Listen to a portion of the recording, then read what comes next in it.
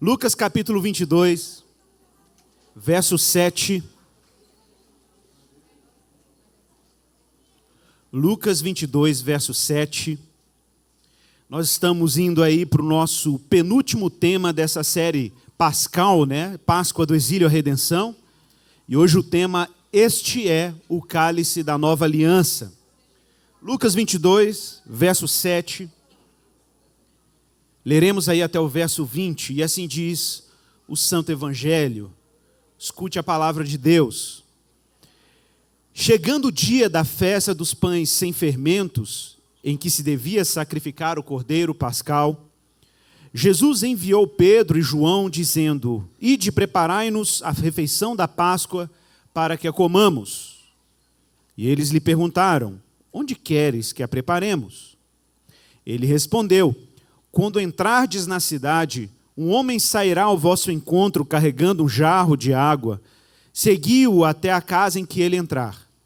E direis ao dono da casa: O mestre manda te perguntar onde fica o aposento em que ele comerá a refeição da Páscoa com seus discípulos. Então ele vos mostrará uma grande sala mobiliada e fazei ali os preparativos. Eles foram e acharam tudo como Jesus lhes dissera e prepararam a refeição da Páscoa. Chegada a hora, Jesus se pôs à mesa com os apóstolos e lhes disse: Tenho desejado muito comer esta Páscoa convosco, antes do meu sofrimento. Pois vos digo que não comerei mais até que ela se cumpra no reino de Deus. E tendo recebido um cálice e dado graças, ele disse: Tomai, reparti-o entre vós, porque vos digo que a partir de agora não mais beberei do fruto da videira, até que venha o reino de Deus. Tomando um pão e tendo dado graças, partiu-o e entregou a eles, dizendo: Isso é o meu corpo, que é dado em favor de vós, fazei isto em memória de mim. Da mesma forma, depois da ceia, tomou o cálice, dizendo: Este cálice é a nova aliança no meu sangue, derramado em favor de vós. Amém? Vamos orar? Pai, nós estamos aqui hoje como igreja, carentes do Senhor. Precisamos que o Senhor fale conosco. Mas aprove ao Senhor comunicar a Tua palavra por gente como a gente, frágil, vulnerável, sem qualquer condição inata de comunicar a Tua palavra.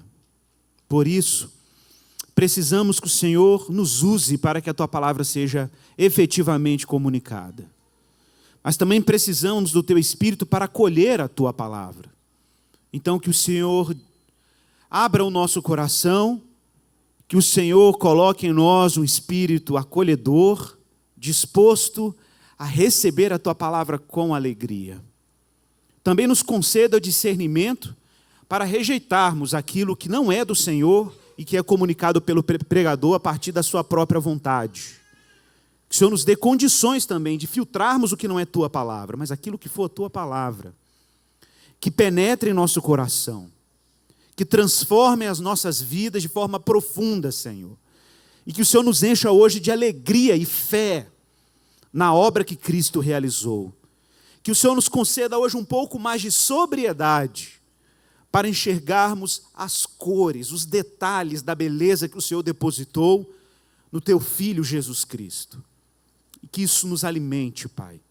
Que isso nos reconcilie contigo. É a nossa oração em Jesus. Amém. Irmãos, como os irmãos sabem, nós estamos aí diante de um cenário de uma caminhada em direção à obra de Jesus na cruz do Calvário e em direção à sua grande ressurreição. Talvez seja um pouco menos excitante acompanhar essa história, porque de alguma maneira nós já sabemos como essa história há de terminar. Mas se você se colocar no lugar dos discípulos, os discípulos, enquanto caminhavam com Jesus na sua missão, eles iam intensamente experimentando um recorrente desconforto em relação à missão de Jesus. As expectativas eram muito mistas, as expectativas eram variadas. Não havia uma clareza sobre o que realmente Jesus estava prestes a fazer na medida que ele caminhava em direção a Jerusalém. essa é uma série em que nós temos enfatizado esse grande movimento de salvação em que Deus tira o ser humano do exílio, do cativeiro, dessa sensação de desterro que todo ser humano tem e que Israel experimenta em vários eventos históricos da sua relação com Deus. E o clímax, o ápice dessa grande história de salvação, nós encontramos aqui no Evangelho ou nos Evangelhos, na medida em que Jesus espera ansiosamente comer esta Páscoa com seus discípulos. Mas olha, nós vamos ter que fazer aqui uma prévia dessa jornada pascal. Nós vamos tentar caminhar aqui nessa jornada do domingo de Ramos da época de Jesus até a sua última ceia. E cada dia que antecede a sua ressurreição, ou pelo menos até onde nós vamos caminhar hoje, porque nós não podemos fazer spoiler para sexta-feira, nós vamos caminhar até a última ceia. Mas a partir de qual evento? A partir da caminhada de Jesus rumo a Jerusalém, em que os discípulos não sabem se Jesus vai tomar o trono ou o que vai acontecer. Olha, domingo, era um domingo que antecedeu o domingo da ressurreição. Jesus caminha com seus discípulos rumo a Jerusalém. Abra sua Bíblia, Marcos capítulo 10, verso 33. E vejam que conversa interessante os discípulos travam com Jesus nas vésperas ou nesta peregrinação, nessa caminhada rumo à cidade de Davi. Marcos capítulo 10, verso 33.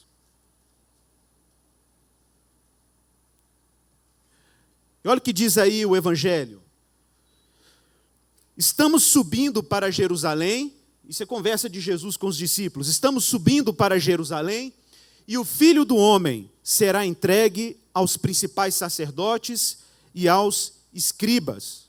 E eles o condenarão à morte e o entregarão aos gentios. Irão e zombar dele, cuspir nele, açoitá-lo e matá-lo. Depois de 3 dias ele ressuscitará. Agora observe a reação dos discípulos a essa afirmação de Jesus. Nisso aproximaram-se dele Tiago e João, filhos de Zebedeu, e dizendo: Mestre, queremos que nos faça o que te pedimos. E ele lhes respondeu: Que quereis que eu vos faça? E eles responderam: Concede-nos que na tua glória nos sentemos um à tua direita e outro à tua esquerda. Mas Jesus lhes disse: Não sabeis o que pedis. Podeis beber o cálice que eu bebo, ou ser batizado com o batismo que eu sou batizado? Eles responderam: Podemos. Mas Jesus lhes disse: Bebereis o cálice que eu bebo, e sereis batizado com o batismo com que eu batizo. Mas ao sentar-se à minha direita ou à minha esquerda, não cabe a mim concedê-lo. Isso é para aqueles a quem está reservado. Então observe, Jesus já dá um pré-anúncio, porque ele está caminhando a Jerusalém. Jesus está caminhando a Jerusalém para ser traído, para ser torturado, açoitado e morto na mão dos poderes políticos e religiosos de Jerusalém. Jesus já dá uma dica. Mas observe que parece que os pressupostos ou as crenças messiânicas que os discípulos carregavam e as expectativas que eles possuíam a respeito de Jesus os impediam de perceber o que Jesus acabara de dizer. Jesus não disse: estou indo para Jerusalém para tomar o trono de Davi e estabelecer o reino messiânico como os profetas haviam previsto, no modo como os discípulos esperavam. Jesus caminhava a Jerusalém para morrer. Mas os discípulos foram incapazes de ouvir a sentença que Jesus acabara de dizer, e a expectativa deles é: Jesus vai assumir a sua glória. E observe, Senhor, quando o Senhor estiver na sua glória, que glória? A glória é do trono de Davi, a glória do poder temporal, a glória de se assentar no trono messiânico, reger as nações com vara de ferro, como os profetas previam, julgando as nações pagãs, estabelecendo o reino de Deus visivelmente entre as nações da terra. Essa era a expectativa política dos discípulos ante a tarefa messiânica de Jesus, a caminhada messiânica de Jesus rumo à cidade de Davi. Os discípulos estavam carregados de compreensões judaicas sobre o que poderia acontecer a qualquer momento. Imagine isso, salmos estavam na mente dos discípulos, textos proféticos. Os discípulos sabiam que o centro do poder messiânico começaria a partir daquela cidade, em Jerusalém. Era lá que Davi reinou. Era lá que o templo de Jerusalém estava estabelecido. Era lá no Monte das Oliveiras, no complexo de montes que compunha Jerusalém, que Deus havia previsto pelo profeta Zacarias, que Javé, o Senhor, retornaria a Sião e fenderia o monte ao meio e abriria o caminho para os povos até a cidade santa Jerusalém. Imagine, todo esse imaginário profético, messiânico, estava na cabeça dos discípulos. E os discípulos estavam ali, pronto, é agora. Nós sofremos tanto, a gente era tudo pescador, nós acreditamos em Jesus, nós apostamos a grande ficha em Jesus e agora nós estamos caminhando para o triunfo. E Jesus continua fazendo milagres. A caminho de Jerusalém, Jesus cura cegos, ressuscita morto, faz ensinos muito fortes sobre o mundo vindouro, a tensão escatológica, ou seja, as pregações sobre os últimos dias na boca de Jesus vão se intensificando. Parecia até que Jesus andava confirmando certas expectativas dos próprios discípulos. Mas na medida que Jesus marcha em direção a Jerusalém, os discípulos estão lá, disputando poder antes da hora. Senhor, quando o Senhor estiver na sua glória, olha, eu quero, quem vai ficar à sua direita, quem vai ficar à sua esquerda lá no trono? Como é que vai ser a nossa posição aí nesse cenário, nessa revolução messiânica que o Senhor irá promover? Aí Jesus fala assim, olha, será que vocês podem ser batizados no meu batismo, ou beber do cálice que eu estou prestes a beber? E é óbvio que Jesus estava falando ali do batismo da sua morte e da sua ressurreição, e estava falando do cálice do seu sofrimento, porque os profetas haviam previsto isso, né? O cálice da ira de Deus. Jesus estava prestes a sorver o juízo divino nele mesmo, para que ele pudesse comunicar misericórdia a todos aqueles que confiassem na sua obra, nessa nova Páscoa. O cenário estava montado, Páscoa estava chegando, meus irmãos. O cenário era de peregrinação, Jerusalém estava lotada, a cidade estava cheia de peregrinos do mundo judaico, da diáspora. A cidade estava fervorosa, as pessoas estavam respirando essa atmosfera de libertação, rememorando os grandes feitos de Deus quando tirou os israelitas do Egito. Pensa nisso. Pensa os judeus, mais uma vez, como faziam todos os anos, celebrando os grandes feitos do Senhor, celebrando o milagre, o dia em que Deus, com mão forte e braço estendido, julgou os deuses do Egito e libertou o seu povo do cativeiro. Essa era a atmosfera, esse era o clima que permeava todo esse cenário da caminhada de Jesus a Jerusalém. E aí o cenário vai ficando cada vez mais tenso, porque agora Jesus vai chegando perto da cidade de Jerusalém, uma cidade murada, uma cidade fortalecida, e Jesus tem que entrar no Monte do Templo em Jerusalém, Jesus tem que passar pela porta do Monte do Templo. E era costume naquela época, nós aqui entoamos ou oramos o Salmo 118, não sei se você sabe, esse salmo era um salmo chamado de peregrinação. Era o salmo que o povo de Jerusalém cantava para os peregrinos que chegavam na cidade para celebrar a Páscoa, não somente a Páscoa, todas as festas de peregrinação. Os judeus têm 7 festas, das quais 3 são festas de peregrinação, festas que os judeus tinham que caminhar a Jerusalém.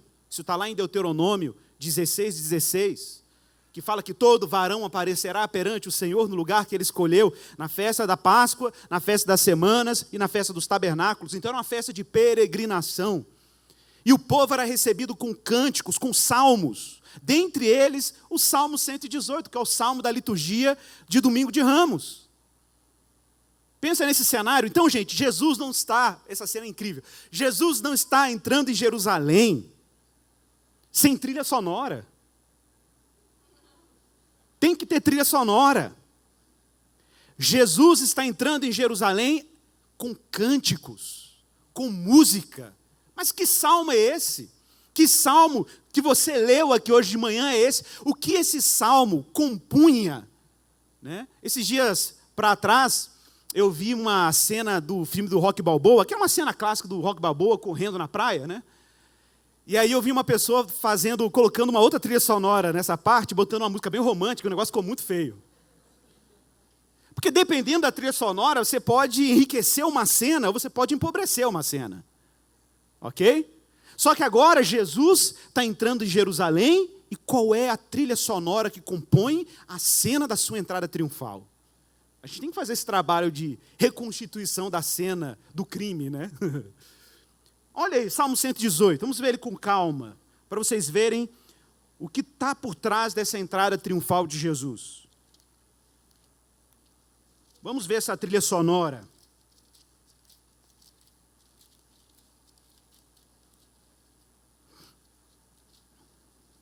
Veja bem, vamos concentrar aí no verso 14 em diante. Primeira coisa que você precisa entender é que esse salmo é um salmo típico de quando os reis de Israel voltavam de suas batalhas. É isso que você precisa imaginar. Era um cântico, uma composição que emergiu de momentos bélicos da história de Israel. Os reis iam para suas batalhas. Lembra de Davi? Davi ia para suas batalhas contra os filisteus. Esse é o pano de fundo, ok? Ele ia para suas batalhas contra os filisteus lá no Antigo Testamento. Batalhava, lutava em nome do Senhor, combatia os inimigos de Israel.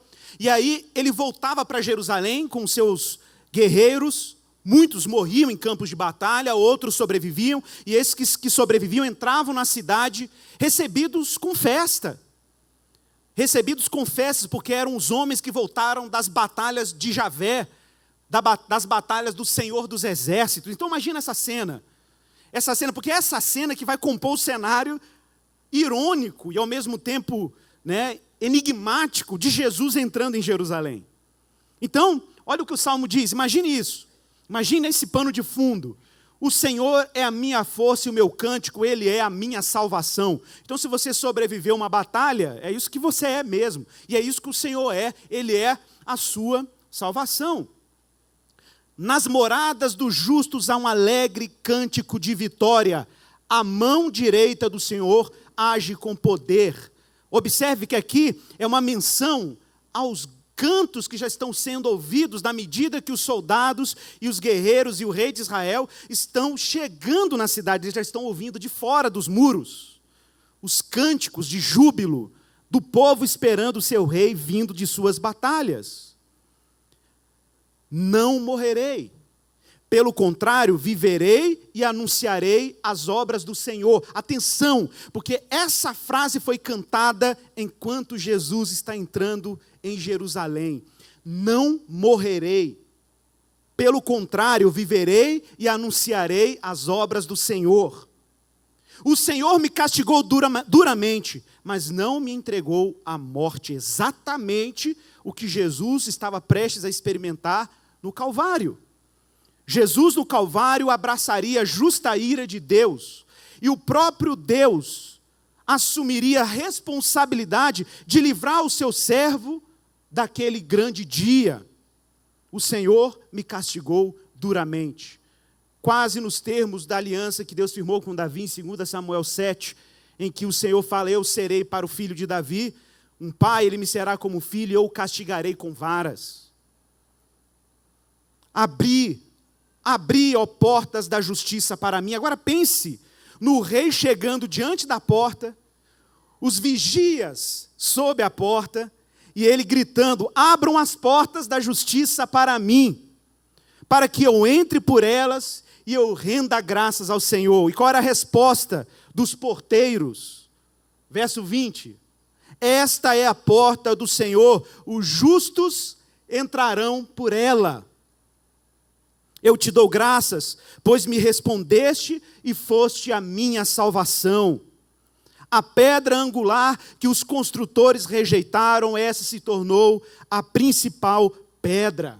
Um texto clássico usado pelos apóstolos no Novo Testamento para se referir à obra de Jesus.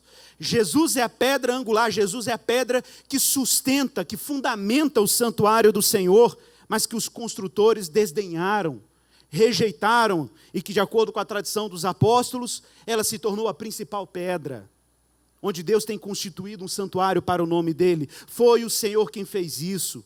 E isso é maravilhoso demais aos nossos olhos. Esse é o dia que o Senhor fez. Alegremo-nos e regozijemo-nos nele. E aí o povo começa a gritar, Hoshiana Ana, que é uma expressão em hebraico, que quer dizer salva-nos, Senhor. É o famoso Kyrie eleison, que nas igrejas históricas são entoados em momentos como esse. Salva-nos, Senhor, nós te pedimos. Ó Senhor, nós te pedimos, envia-nos prosperidade. Bendito aquele que vem em nome do Senhor. Nós te abençoamos desde a casa do Senhor. Gente, Jesus está entrando por Jerusalém, e a próxima parada dele, depois da entrada triunfal, é no Monte do Templo, em Jerusalém. O que ele vai fazer lá no Monte do Templo? Jesus vai fazer a purificação do templo, vai derrubar lá as mesas dos banquistas, lá, dos comerciantes do templo, dos vendilhões. Então, observe, o Salmo está preparando todo o cenário. O Salmo está criando todo o contexto da incursão de Jesus em Jerusalém. Bendito aquele que vem em nome de Javé, que vem em nome do Senhor. O Senhor é Deus e faz resplandecer a sua luz sobre nós. Preparai a festa com ramos até as pontas do altar. Tu és o meu Deus, eu te renderei graças. Tu és o meu Deus, eu te exaltarei. Renderei graças ao Senhor porque Ele é bom, e o seu amor, ou a sua graça, a sua misericórdia, dura para sempre. Que leolam rasdou, porque a sua graça e a sua misericórdia duram para sempre. Irmãos, Jesus está entrando no jumento. Ele não está entrando no cavalo de batalha. Jesus sequer está entrando armado em Jerusalém. E a cena é enigmática. Porque o contexto é de um rei triunfante voltando de suas batalhas. O que nós temos é um rei humilde no jumento, prestes a ser derrotado pelo instrumento de punição capital romana, a crucificação. Olha como que a cena é enigmática, como que a cena é invertida. Ao mesmo tempo, não há dúvida que Jesus é o filho de Davi, que carrega em si todos os pré-requisitos para fazer o que um filho de Davi poderia fazer, desde que ele tivesse graça para isso. Assentar-se no trono, arrogar o papel messiânico, cumprir a sua missão. E lá vai Jesus, montado no jumento, e o povo balançando os ramos, como o Salmo diz, para que os ramos cheguem até as pontas do altar, numa grande celebração de livramento. E esse era o cenário. E por que Jesus entra montado no jumento? Porque, de acordo com a profecia de Zacarias, profeta Zacarias, ele diz no capítulo 9, verso 9, alegre-te muito, ó filha de Sião, exulta, ó filha de Jerusalém, eis aí que vem o teu rei, justo e salvador, humilde, montado em um jumento, filho de uma jumenta. É isso, Jesus está cumprindo uma ironia profética. Israel espera um rei triunfante, e o rei vem montado no miserável de um jumento.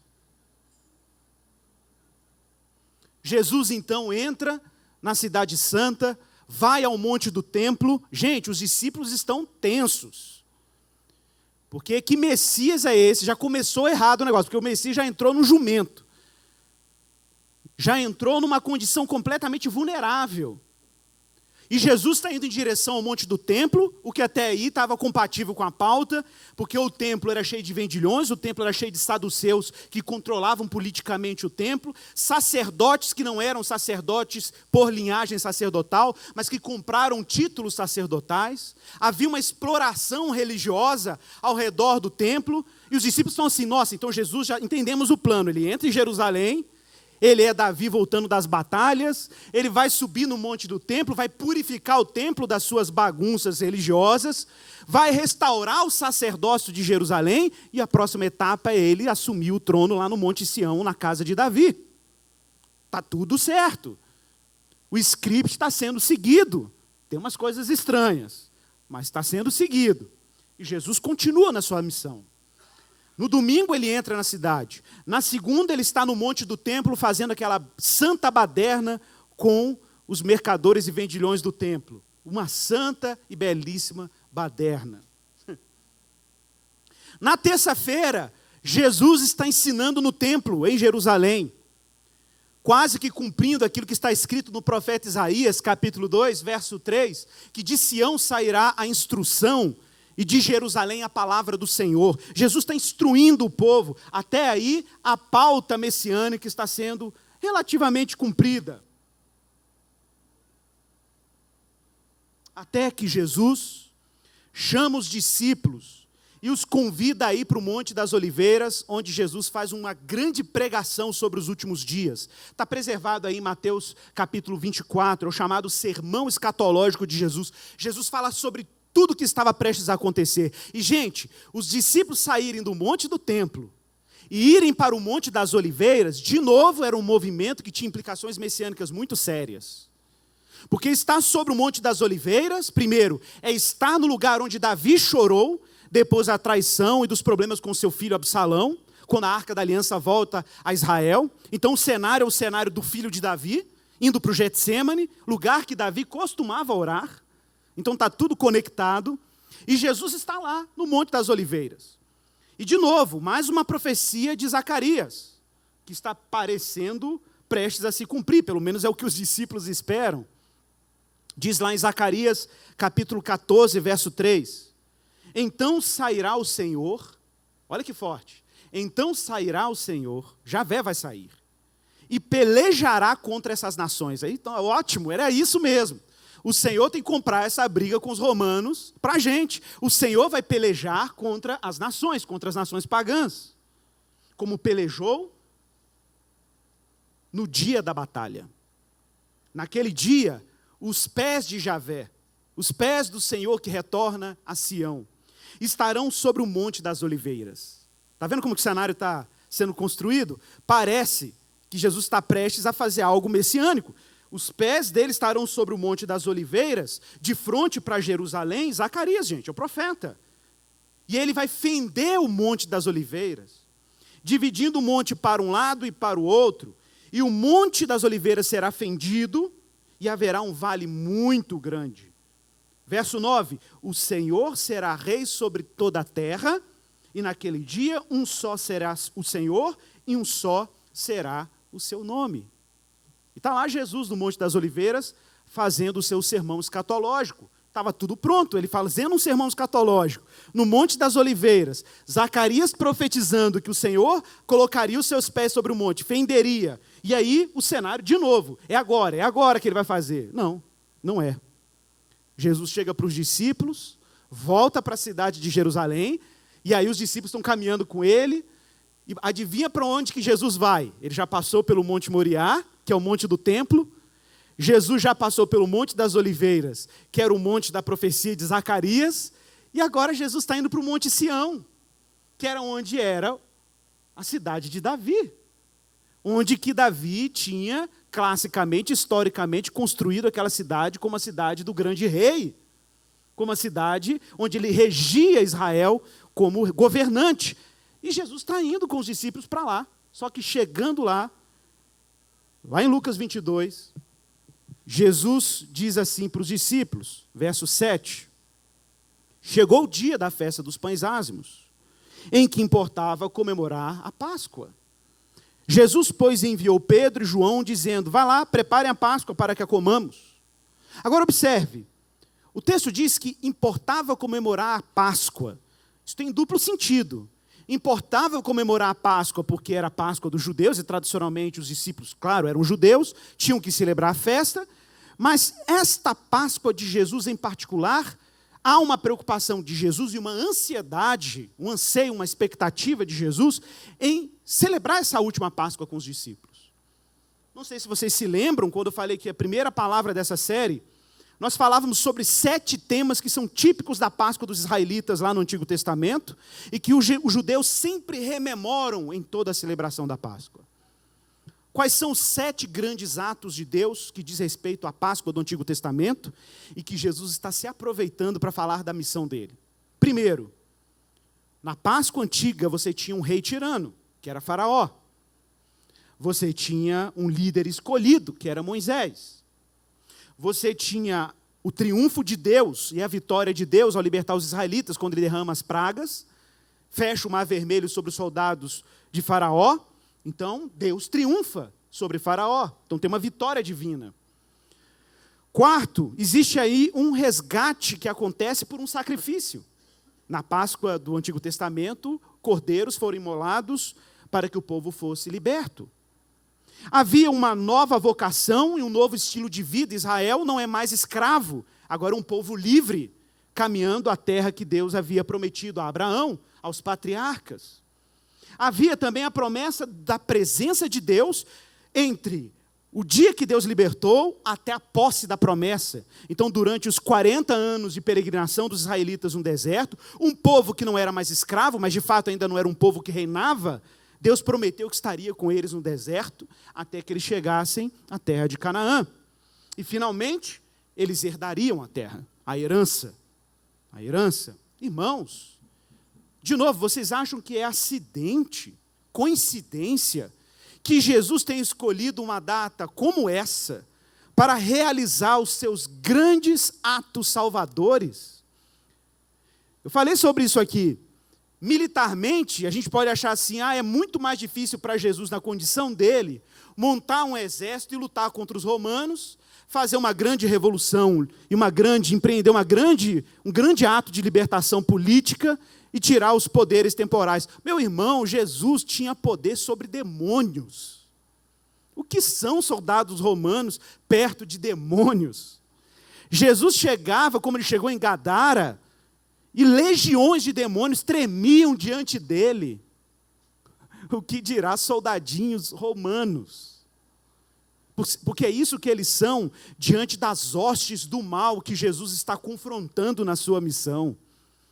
Não fique pensando, porque são poderes invisíveis, que eles são menos reais, ou menos evidentes, ou mais fáceis de serem vencidos do que os poderes que a gente considera visuais, temporais, carnais. Não, meus irmãos. Os poderes carnais são poderes carnais. Esses são os poderes que estão por trás de todos os poderes temporais. Essas são as forças que estão por trás de todos os impérios. Jesus, meu irmão, ele estava dando um golpe, não era num reininho chamado Roma, que por mais impressionante que fosse aos olhos humanos, numa percepção histórica, não passava de mais um fantoche na mão daquele que pretendia ter poder sobre todos os poderes temporais, que é o nosso adversário. Jesus não está interessado em derrubar um poder, Jesus está interessado em derrubar todo tipo de poder arrogante, que sustenta ou pretendia sustentar todos os poderes temporais.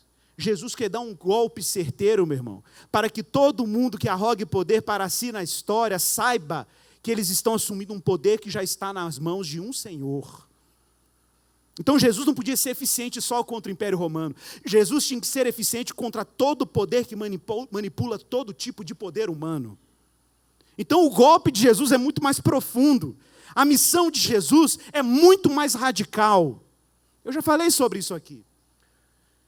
Meu irmão, se nós tivéssemos poderes, nós seres humanos carnais, quando nós queremos demonstrar poder, quando nós queremos arrogar autoridade, a gente puxa a carteirinha e fala, você sabe com quem que você está falando? É a nossa miséria, a gente é tão pobre, tão medíocre, que a gente tem que puxar a carteirinha para provar que a gente tem poder. Você sabe com quem que você está falando? Você sabe o diploma que eu tenho? Você sabe quantas pós-graduações eu fiz? Que miséria humana, que vergonha. Gente, é muita vergonha alheia, não é? Muita vergonha alheia, né? Aí aquele que tem poder de verdade, aquele que sustenta que todos os príncipes, potestades, autoridades temporais e invisíveis foram constituídas por ele e para ele, de acordo com Colossenses, quando ele decidiu vencer, quando ele decidiu demonstrar poder no mundo, quando ele decidiu exibir quem ele era, ele só precisou ser fraco. Só isso. Ele só precisou montar num jumentinho, não precisou nem entrar no cavalo, não. Ele só precisou entrar num jumentinho em Jerusalém para aterrorizar os poderes por trás dos impérios temporais. Só isso. Para Deus vencer, ele só precisou ser fraco. Só isso. Deus, para vencer, não precisou ir lá no trono de Davi, assumir o poder do reino em primeira instância. Não, não foi isso. Para ele vencer o mal, para ele vencer a malignidade, a rebeldia dos poderes espirituais e terrenos contra Deus, ele só precisou se esvaziar e assumir a forma de servo. Foi assim que ele deu um golpe letal e definitivo na cabeça da serpente. E é claro que os demônios tremem diante desse evento, porque Jesus não joga o joguinho de poder que os poderes temporais jogam. Jesus não tem que provar nada a ninguém. Satanás está lá, se tu és o filho de Deus, lembra da tentação no deserto? Se tu és o filho de Deus, transforma essas pedras em pães. Lança-te desse monte que os anjos vão te segurar. Jesus podia cair na tentação de querer puxar a carteirinha. Você sabe com quem que você está falando?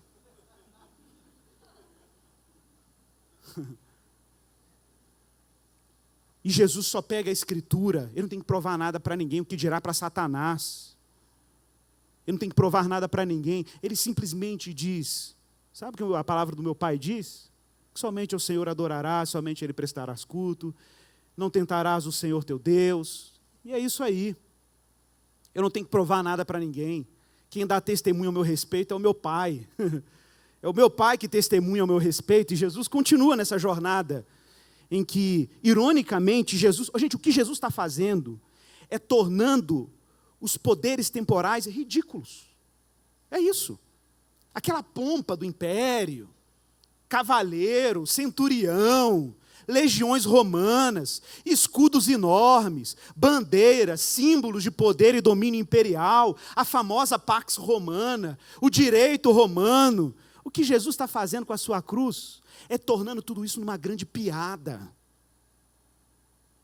Porque o que Jesus está mostrando é que, sabe o que a gente, eu, como Deus, em carne, preciso fazer para triunfar sobre toda essa palhaçada de poder que vocês estão aí? Morrer. Eu só preciso disso, só preciso que vocês me violentem com o poder político que vocês arrogam ter, numa cruz, no madeiro, para vocês verem quem é que tem o poder de verdade. Foi como no Egito. O faraó ficou ridículo. No Egito, o faraó ficou ridículo, porque Deus estava sapecando praga, uma atrás da outra, e as pragas pareciam piadas, porque era perereca, era, entendeu? Gafanhoto, era piolho, é piada. É Rio Nilo, vermelho virando sangue, piada. Deus está zoando com a cabeça, com a cara de faraó. E no final, o faraó está lá, com a cara de tacho, vendo Javé, que é um Deus que ninguém tinha imagem dele, e os escravos dele indo embora, e ele não podia fazer nada. Porque a nossa libertação, meu irmão, a sua libertação, é uma grande piada diante dos inimigos. É Deus ironizando os seus adversários. E Jesus está entrando em Jerusalém vulnerável, num jumento, quase como numa piada, quase como num grande truque de humor diante dos impérios, quase como numa grande ironia divina. E aí Jesus chega, chama os discípulos e fala, prepara aí um cantinho para a gente comer essa Páscoa, o cenáculo. E aí os discípulos, ixi, já não é o trono, já vai ser num quartinho, já vi que vai dar, que é isso que ele está querendo fazer. E ele fala claramente, estou assim desejando, verso 14, desejo ansiosamente comer essa Páscoa convosco antes do meu sofrimento. Sofrimento? Entendeu? Sofrimento. Gente, Judas já viu que Jesus ia caminhar para um negócio que não tinha nada a ver.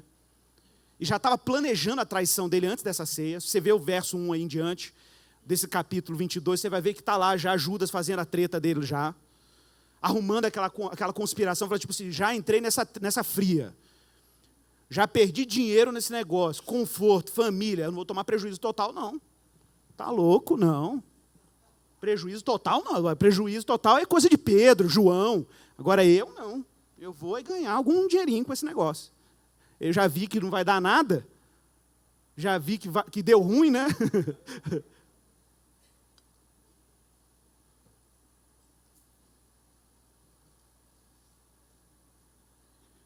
E aí a ceia está pronta. Os discípulos estão deitados sobre a mesa, sabia disso? A cama, ou a mesa, no primeiro século, era uma mesa de no máximo 1 palmo de altura do chão, em forma de U, e os discípulos estavam deitados sobre a mesa, comendo a Páscoa. Essa era uma tradição antiga, uma tradição israelita. Os israelitas não tinham aquela mesa do Da Vinci, né, que a gente vê nos quadros. Aquilo ali é uma mesa romana, não existia isso entre os judeus. Ou como Paixão de Cristo, está lá Jesus inventando a mesa romana, né? Está lá como carpinteiro trabalhando na mesa romana. Viagem. Então está todo mundo ali, na mesa em forma de U, nas suas esteiras, deitado à mesa, por isso que João está lá reclinado no peito de Jesus, porque era todo mundo deitado. E está lá os discípulos, aquele momento intimista, Jesus dizendo que estava ansioso para comer aquela ceia com eles. E a gente, quem faz a ceia nas casas, aí a gente sempre faz rememora esse evento da Páscoa que os judeus celebram, aquilo que os judeus chamam de Hagadá ou de Seder, que é a ordem da Páscoa judaica, que até hoje os judeus fazem. E por tradição, os judeus utilizam pelo menos 4 cálices nesse evento. 4 cálices. E não sei se você se lembra, na ordem de Jesus, de Deus, lá em Êxodo capítulo 12, na primeira Páscoa, você tem alguns elementos que os judeus tinham que comer na Páscoa. O cordeiro assado, ervas amargas e pães sem fermentos. Mas não há menção de vinho. Não há menção de vinho. Quem introduziu vinho na Páscoa dos judeus foi um rabino que morreu quando Jesus tinha por volta de 5, 6 anos de idade. Ele que criou o uso do vinho na Páscoa dos judeus. E esse vinho, ou esses 4 cálices, eles rememoravam o que está aí em Êxodo capítulo 6. Veja que interessante. Êxodo capítulo 6, verso 6 e verso 7. Olha o que o Senhor diz, Javé diz. Lembra que em Êxodo 6 Deus está revelando quem é Ele? Está revelando Javé para os israelitas. Nós lemos isso aqui no primeiro dia dessa série. E tem um determinado trecho em que Deus usa 4 palavras, por isso 4 cálices. Deus usa 4 palavras-chave que dizem respeito à libertação dos israelitas. Quais são as 4 palavras? Portanto, dize aos filhos de Israel, eu sou Javé. Vos tirarei debaixo das cargas do Egito, então vos tirarei a primeira palavra. Vos livrarei, segunda palavra, da sua servidão. Vos resgatarei, terceira palavra, com braço estendido e com grandes manifestações de julgamento. E tomar-vos-ei por meu povo e serei o vosso Deus e sabereis que eu sou o Senhor vosso Deus. Então essas 4 palavras eram os 4 cálices da ceia dos judeus. Agora atenção para um detalhe que pouca gente percebe no Evangelho de Lucas, na ceia de Jesus. Pouca gente percebe. Porque é o único evangelho que preserva esse detalhe. Olha aí, no verso 17 de Lucas 22.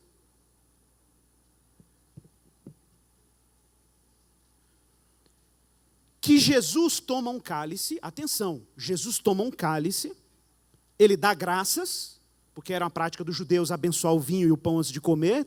Eu sei essa benção até em hebraico memorizado, porque na minha época judaizante a gente tinha que decorar essas coisas. Então ele toma o cálice, ele dá graças, e ele disse, tomai e reparti entre vós, porque vos digo que a partir de agora não mais beberei do fruto da videira até que venha o reino de Deus. Aí você fala assim, esse cálice não é o cálice da ceia, não? Olha, observe, ele pega esse cálice, e no verso 19 ele toma um pão. Tomando o pão, tendo dado graças, partiu e entregou a eles, dizendo, isso é o meu corpo, dado por vós, fazei isto em memória de mim. Da mesma forma, depois da ceia, peraí, Jesus tomou um cálice, comeu o pão, ceiou como assim? Mas ele não está fazendo a ceia? Não, ceiou quer dizer que ele jantou. Ele comeu o cordeiro assado, as ervas amargas, que eram os elementos que lá em Êxodo 12 tinham sido ordenados. Por isso tem um detalhe aí, depois da ceia, ou depois de ceiar, o que ele fez? Tomou um cálice, mas ele já não tinha tomado lá, no verso 17? Que cálice é esse que apareceu aqui depois da ceia? Esse é o único evangelho que preserva dos 4 cálices judaicos, pelo menos 2. É o único. O que ele toma lá no verso 17, no verso 18, não é o cálice da ceia ainda, da ceia cristã, da Eucaristia, não é, do sacramento da ceia. O cálice do sacramento da ceia é o que ele toma depois do jantar. E eu vou explicar por quê. E aí ele diz, ele se identifica com esse cálice depois da ceia e fala, esse sim É o cálice da nova aliança no meu sangue. Então, atenção para o cenário. O primeiro cálice, gente, é um cálice que tradicionalmente os judeus associam com Deus tirando o povo de Israel da terra do Egito. É o cálice da santificação, que eles utilizavam para consagrar aquele evento da ceia. Depois tinha um segundo cálice, que era o cálice do juízo, em que os judeus lembram as 10 pragas derramadas no Egito. Eles derramam 10 gotinhas de vinho lá e lembram as 10 pragas que foram derramadas no Egito. Depois desse segundo cálice, que ele não aparece aqui em Lucas, só aparece o primeiro, que é o que abre a ceia. O segundo é omitido pelo evangelista. Tá? Ele janta, que está bem dentro do ciclo da ceia judaica, ele janta, e depois da janta, ele toma um terceiro cálice. Esse cálice era o cálice do livramento. Os judeus chamam de cálice da redenção. Você acha que foi acidente? Que ele pegou esse cálice, que era o da redenção. Gente, os judeus que não creem em Jesus fazem uso disso até hoje, e não fazem a conexão. E Jesus está falando, o da redenção, é o cálice da nova aliança no meu sangue. O cenário estava montado, gente. Estava montado. Mas tem um detalhe. Que pão é esse que Jesus partiu? Obviamente era um pão sem fermento, como mandava a tradição dos judeus, era um pão ázimo, um pão não fermentado. Mas os judeus apelidam esse pão, gente, de pão da aflição. Sabiam disso? Por quê? Como é que eu sei disso? Está na sua Bíblia. Está no livro de Deuteronômio, capítulo 16, verso 3. É o único texto bíblico do Antigo Testamento em que o pão ázimo da Páscoa é chamado de pão da aflição. E por que ele se chamava pão da aflição? Porque remetia à aflição que os israelitas passaram no Egito. A questão é que Jesus está pegando o pão da aflição, pensa no imaginário, entendeu? O pão do sofrimento para os judeus, e está se identificando com esse pão. E ele está dizendo, esse é o meu corpo. Esse é o meu corpo, entendeu? O pão da aflição. Esse é o meu corpo que é partido por vós. É o meu corpo que vai ser aflito por vós. Olha, o profeta Isaías falou isso, lá no capítulo 53, que ele é o aflito oprimido de Deus, que foi moído pelas nossas iniquidades. Ele é o aflito, está lá em Isaías 53, verso 4, porque ele tomou sobre si as nossas enfermidades, e a nossa dor levou sobre si, e nós o reputávamos por aflito, ferido de Deus e oprimido. Então Jesus conecta a carne dele com aquele pão que estava sendo partido, e ele diz, esse pão da aflição sou eu. É o meu corpo. É o que ele vai sofrer daqui a pouco. E os judeus, os discípulos ainda estão perdidos. Eles não estão conseguindo montar o quebra-cabeça ainda. Gente, se a gente estivesse lá, não ia ser muito diferente, não. É porque hoje é mais fácil fazer as coisas depois que tudo se cumpriu, né? Mas a coisa ainda está misteriosa, está enigmática. E aí Jesus pega o cálice da redenção depois do jantar. Ele pega o cálice da redenção e fala, olha, esse é o cálice da nova aliança, do novo pacto no meu sangue. O que Jesus está dizendo? Eu estou fazendo uma Páscoa nova. E eu estou tirando vocês de um Egito. Eu estou libertando vocês de um poderoso. Lembra dos 7 temas? Lá do Egito antigo? Quem é o rei tirano que está sendo vencido agora? É o diabo, o mundo, o pecado. Quem é o líder escolhido? O próprio Cristo. Quem que está triunfando? Jesus está prestes a triunfar na cruz. Qual é o sacrifício dele mesmo na cruz do Calvário? Qual é a nova vocação? De onde que emerge a nova vocação, a nova identidade? A partir da ressurreição, que depois os cristãos dramatizam no batismo. E qual é o consolo que nós temos hoje na nossa peregrinação até a eternidade? Nós temos o consolo do Espírito Santo, a presença de Deus, que nos leva até o dia da nossa herança. O que Deus está fazendo na Páscoa é a reconstituição de um grande êxodo em que Ele está nos levando ao desfrute da sua aliança. E uma coisa super legal, que não aparece em Lucas, mas aparece na Páscoa, na última ceia, na versão não aparece aqui em Lucas, mas aparece em Marcos 13, Marcos 14 e Mateus 26, 30, que depois que Jesus ceiou, depois vem isso aí, Mateus 26, 30, depois que Jesus ceiou, eles cantaram um hino. E subiram, adivinha para onde? Lá vai Jesus de novo. E subiram para o Monte das Oliveiras. Que hino era esse, Igor? Com certeza não era a minha vitória vai ter sabor de mel, irmão. Pode ficar tranquilo. Eu garanto para você que não era esse hino. O que Jesus cantou ali era o chamado Salmos de Louvor, que os judeus entoam, que é o Salmo 113, o 114 até o Salmo 118. Eram os cânticos de halelo, os cânticos de louvor. Eram cânticos de alegria. Eles tomavam o último cálice, que era um cálice de louvor, em que Deus fala: vou tomar vocês como o meu povo, e sabereis que eu sou Javé, vosso Deus, que vos tirei da carga do Egito. E aí eles cantavam hinos em júbilo, também depois de 4 vinhos, né, irmão? O povo tem que estar muito alegre mesmo. E aí havia aquele júbilo, aquela festa, aqueles cânticos, né? Aqueles cânticos de louvor. E aí Jesus cantando com os discípulos. E ele vai para o Monte das Oliveiras cantando. Para quê? Para quê, gente? Para começar as suas aflições no jardim do Getsêmani. O beijo do traidor, o julgamento e a cruz. Então, quero encerrar aqui,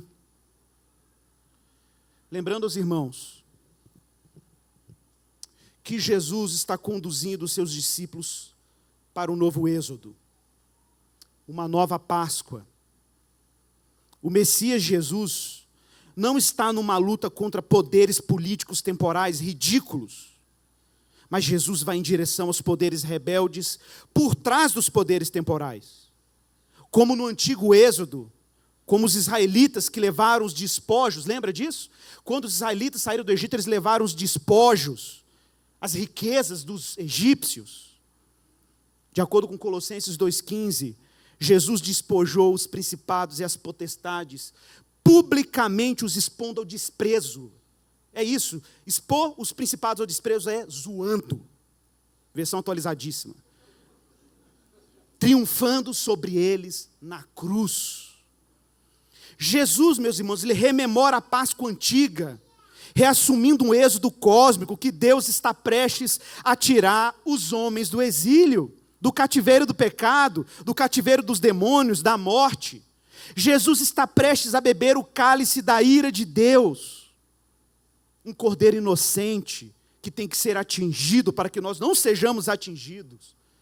O cordeiro inocente que recebe o juízo para que nós não sejamos julgados, porque a sua misericórdia dura para sempre. Lembra do Salmo?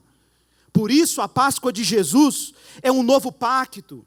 Um pacto que se sustenta, que se funda em superiores promessas. Ele é o cordeiro que tira o pecado do mundo. Por isso, quando Paulo fala da ceia, a ceia pascal da igreja, a ceia da Eucaristia, do sacramento, que nós vamos fazer daqui a pouco, em 1 Coríntios 10,16, Paulo diz: porventura o cálice da bênção que abençoamos não é a comunhão do sangue de Cristo?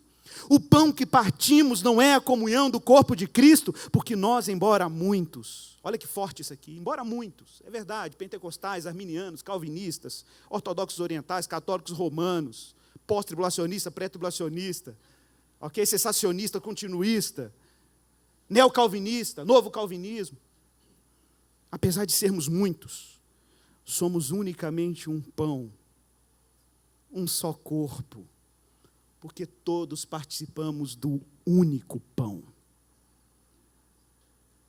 Jesus Cristo é a eternidade irrompendo dentro da história.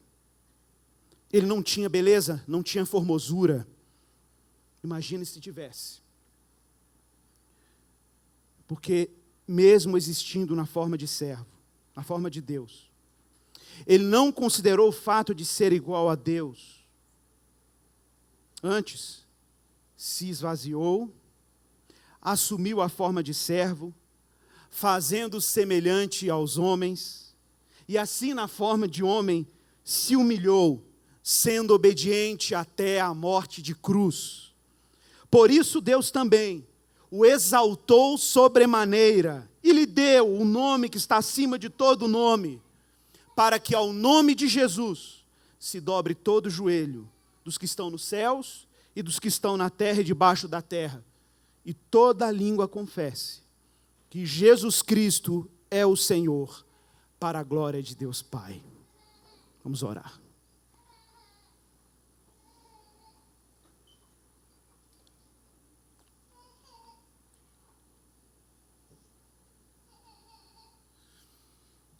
Vou pedir os diáconos que já tragam os elementos.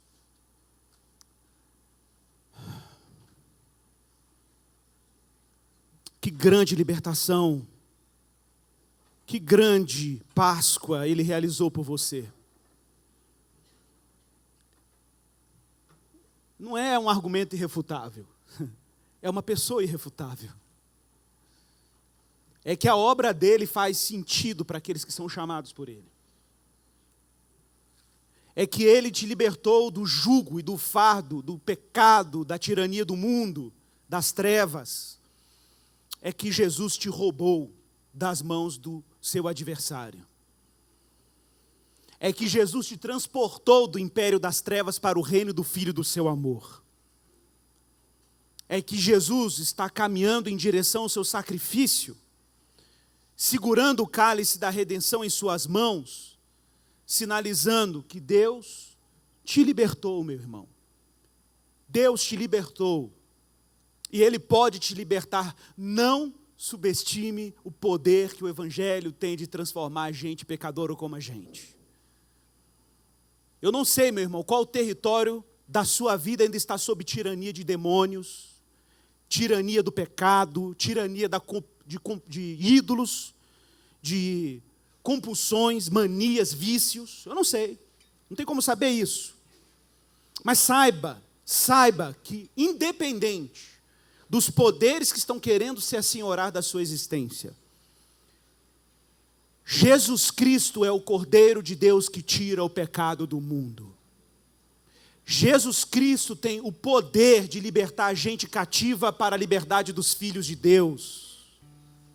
Então creia na obra de Jesus, abrace a obra de Jesus como seu bem mais precioso, porque aprove a Deus revelar a salvação nesse que se esvaziou e assumiu a forma de servo. Que Jesus te ilumine, meu irmão, que o Senhor te dê graça, que você receba esses elementos como sinal visível dessa aliança, do Cristo que se identifica com o seu sangue e que se identifica com o seu corpo, um povo que partilha de um único pão e de um único sacrifício.